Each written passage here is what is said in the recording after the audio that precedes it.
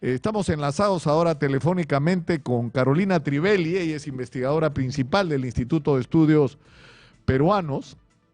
El Instituto de Estudios Peruanos ha hecho público un estudio sobre la crisis de alimentación, la crisis gravísima que hay alrededor de este tema en el Perú. Carolina, muchas gracias por atendernos. Buenos días. Buenos días. Muchas gracias, Nicolás, por la entrevista. Quisiera que resumas, Carolina, las cifras más, digamos, alarmantes de este informe que ustedes han preparado. Mira, Nicolás, desde el año pasado estamos siguiendo la situación alimentaria de las familias peruanas con la preocupación de que las condiciones de inseguridad alimentaria eran muy graves. El año pasado le preguntamos a las familias, a los encuestados, en una encuesta representativa de adultos, si en los últimos 3 meses, por falta de recursos, alguna vez se habían quedado sin alimentos en su hogar. El año pasado, en septiembre, nos dijeron, 44% de las personas nos dijo que alguna vez se habían quedado sin alimentos. Hemos repetido esa misma pregunta hace una semana y desgraciadamente la cifra nos impactó. 57% señaló que alguna vez se había quedado sin alimentos. 6 de cada 10 peruanos en los últimos 3 meses, alguna vez, no quiere decir que siempre se quedaron sin alimentos, pero alguna vez se quedaron sin alimentos porque no les alcanzaba, no tenían recursos suficientes para la alimentación. Exitosa. Y estas cifras son mucho peores para los estratos de menores recursos, como suele suceder en el estrato D y E, esto llega a 75% de quienes alguna vez se quedaron sin alimentos, y en el entorno rural también 75%. Son unas cifras muy duras, ¿no? Y la segunda cifra que tenemos es que le preguntamos también si ante el incremento de los precios de los alimentos, ¿qué había pasado con su consumo de alimentos? 70% señaló que ha tenido que reducir mucho o poco el consumo de alimentos. Y esto tiene un impacto directo en la calidad de los alimentos que están consumiendo las familias, ¿no? Ante los mayores precios y las restricciones de ingreso, las familias están optando por reducir las porciones, por saltarse una comida, por quitar alimentos de mayor precio de su canasta, en particular proteínas animales, que son muy importantes para la nutrición, y eso por supuesto se traduce en que los problemas de malnutrición están creciendo, ¿no? Como ya el INEI ha reportado, anemia, desnutrición crónica están subiendo. Claro, esto es, digamos, estas otras cifras que se han dado sobre la anemia, la desnutrición infantil, en realidad son una consecuencia y una... Sin duda, si no tienes que comer, o comes mal, comes poco y comes mal, ¿no? Es imposible que le podamos exigir a las familias que aseguren la nutrición, ¿no? Ahora, es tremenda la cifra, ¿no? Es Porque terrible. Lo que dice es 70% de la gente que ha tenido que disminuir la cantidad de alimentos que consumen y solo el 19% que dice que ha mantenido la calidad de su alimentación.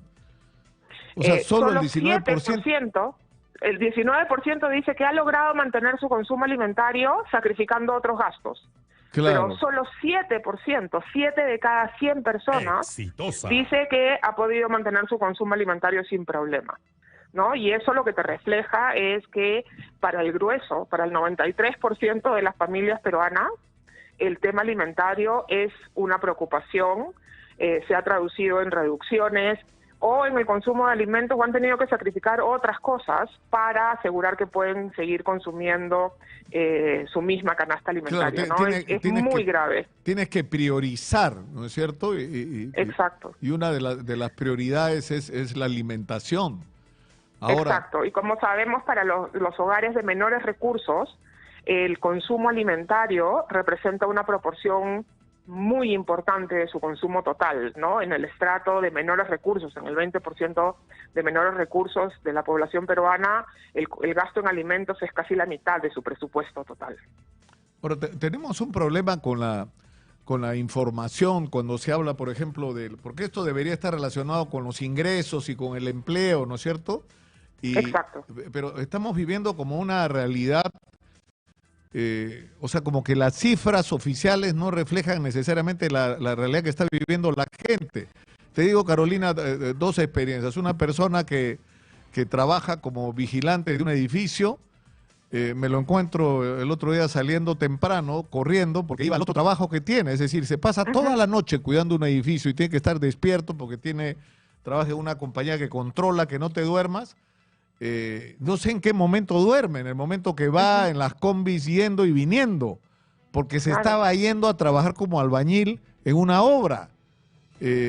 O por ejemplo, he tomado un taxi hace unos días, tomo taxi todos los días, ¿no? Pero tomé uno que me contó que venía de trabajar toda la noche también como vigilante en unas de estas obras que se hacen en la calle, ¿no? Que tienen personas que tienen que quedarse ahí cuidando los equipos y el material. Es una vida durísima, ¿no? La situación es muy grave porque no estamos viendo una recuperación del mercado laboral, es decir, no es que hayan opciones de conseguir más empleos ni mejores empleos para los que no tienen empleo. No estamos viendo una recuperación de los niveles de ingresos, de las remuneraciones para esos empleos, ¿no? Los que son vendedores ambulantes no están vendiendo más porque hay un problema de crisis económica. Entonces, los ingresos están estancados, las oportunidades de empleo están precarizadas porque además nos hemos informalizado más que antes, pero además tenemos una inflación alimentaria que es mayor a la inflación promedio, es decir, entonces con lo que ganamos cada vez podemos comprar menos alimentos, ¿no? Y ese es el problema. El problema que tenemos en el Perú no es un problema de falta de alimentos, de escasez, es un problema de capacidad, de acceso económico de las familias a los alimentos. Y lo peor, y que se refleja en las historias que tú has contado, es que como no hay medidas de política pública para ayudar a estas familias en esta situación de crisis, le estamos dejando la responsabilidad de enfrentar esta situación a las familias con lo que tienen. Y las familias están reaccionando. Como tú bien dices, hay un incremento de actividades secundarias, ¿no? La gente está buscando un segundo trabajo, haciendo un poquito de algo más que pueda para ver si logra generarse más ingresos, y eso tiene consecuencias en su salud, en su productividad, en sus relaciones familiares, en la sostenibilidad de su vida laboral. La gente está haciendo la otra cosa que puede, que es reducir al máximo el consumo de los alimentos más caros, que tiene una consecuencia nutricional muy grave. Claro, por supuesto, porque ¿no? lo que dejas de comer está recurriendo, sí. Claro, y está recurriendo a aquellas soluciones que les son posibles, ¿no? Y por eso es que vemos este incremento y este sostenimiento de soluciones comunitarias, ¿no? Como las ollas comunes, como los comedores, porque es lo que la gente puede hacer, se junta para compartir la angustia frente a esta situación y resuelve lo mejor que puede, pero lo tienen que hacer solos. Y creo yo que ese es el principal problema que tenemos hoy día, y es que estamos dejando en manos de quienes sufren la peor crisis la responsabilidad de enfrentarla, y después nos angustiamos porque tenemos problemas de anemia, ¿no? Tenemos un problema como país. Este es un problema ya de una magnitud que requiere una respuesta pública, porque esto es un problema de interés público y se está convirtiendo en un problema serio de salud pública. Claro, y además tiene... Ahora que hablas de la priorización, ¿no es cierto?, de gente que para poder sostener una alimentación con un mínimo de calidad ha tenido que dejar, ¿no es cierto?, algunos otros gastos. Por ejemplo, yo pregunté al ministro de Educación cuál era el déficit de infraestructura educativa en diciembre y era 154.000 millones de soles. Volví a hacer la pregunta a la ministra que está actualmente en el cargo. Hemos tenido 3 ministros de Educación en el gobierno de Dina Boluarte, aunque parezca mentira, en menos de 9 meses. Y lo que me dijo fue horrible, era 164.000, o sea, había subido 10.000 millones de soles el déficit. ¿Y cuál es la explicación? Una de las explicaciones es que ha crecido la demanda por educación pública. ¿Por qué? Porque los padres de familia que tenían a sus hijos en colegios particulares, muchos de los cuales daban educación de pésima calidad, pero había la sensación de que si estabas en un colegio particular iba a ser mejor. No es mejor, pero no importa. Lo cierto es que estos padres ya no pueden pagar, entonces se convierten en padres que están demandando educación para sus hijos en los colegios públicos, que ya no tienen espacio, que no tienen infraestructura para albergarlo, no tienen capacidad. Pero esa Exacto. sola es una señal de lo que está pasando, ¿no? Exacto, y creo que tenemos que reconocer como país que estamos enfrentando una situación de una crisis, no solamente en las cifras de crecimiento y en la inversión que hay que atender y por supuesto tiene que ser una preocupación, pero que esa crisis está teniendo consecuencias muy duras en las familias y que esas consecuencias no solamente afectan a las familias hoy día, sino que están obligándolas a tomar decisiones que van a afectar también su futuro. Y creo que desde una perspectiva de desarrollo deberíamos poder fijarnos en las prioridades. O sea, si la gente no tiene recursos suficientes para alimentarse, realmente hemos perdido lo más básico, ¿no?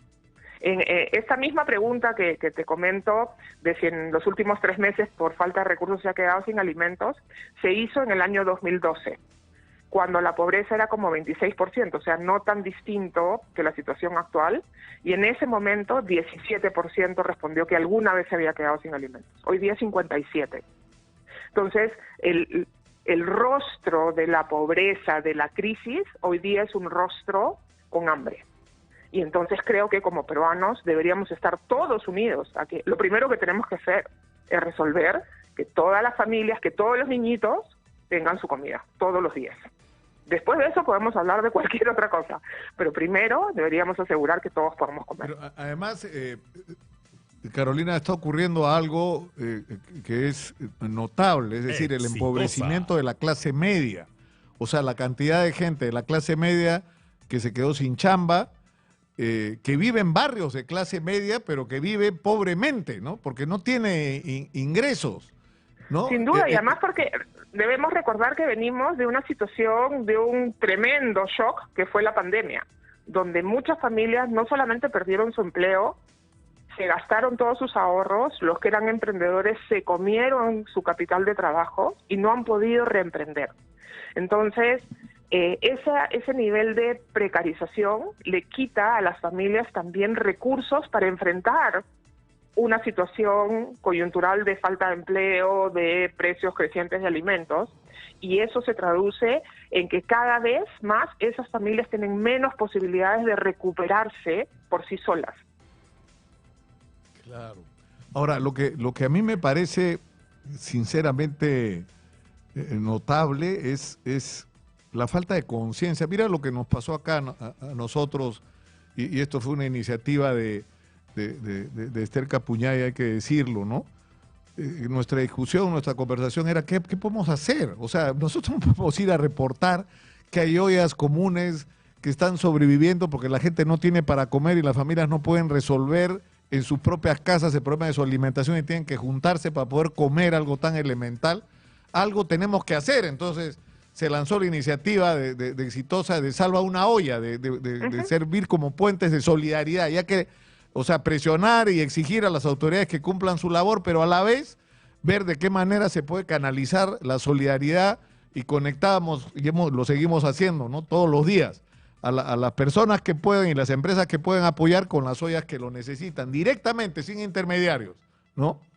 Pero, ¿y cuál es la respuesta del Estado? O sea, Exacto, Carolina, siguen teniendo los mismos problemas, no tienen los recursos que necesitan, no tienen el apoyo que necesitan, no les dan el papel que deberían tener, y en muchos casos ni los escuchan, ¿no? No, y como te decía, le estamos dejando la responsabilidad de enfrentar una situación así de grave a los propios afectados por esa situación, con sus muy escasos recursos. Pues yo creo que ahí tenemos, por supuesto, que poner en valor y reconocer el tremendo esfuerzo y el tremendo rol que están cumpliendo las señoras de los comedores, de las ollas, ¿no? En continuar donando su tiempo que podrían usar para generar ingresos para sus familias, ¿no? Y lo están donando para tener un esfuerzo comunitario, porque las señoras de las ollas recuperan vendiendo las raciones al menor precio que pueden y además donan muchas raciones a las personas de su comunidad que no pueden ni siquiera pagar los 2,50 soles, 3 soles del menú del día. Eso, ¿no? Carolina... Y no se los estamos reconociendo, ¿no? Claro. Es un problema de todos los peruanos, no de las señoras de las ollas. Y creo que ahí el principal problema, Nicolás, es que el tema alimentario no es responsabilidad de nadie en el Estado.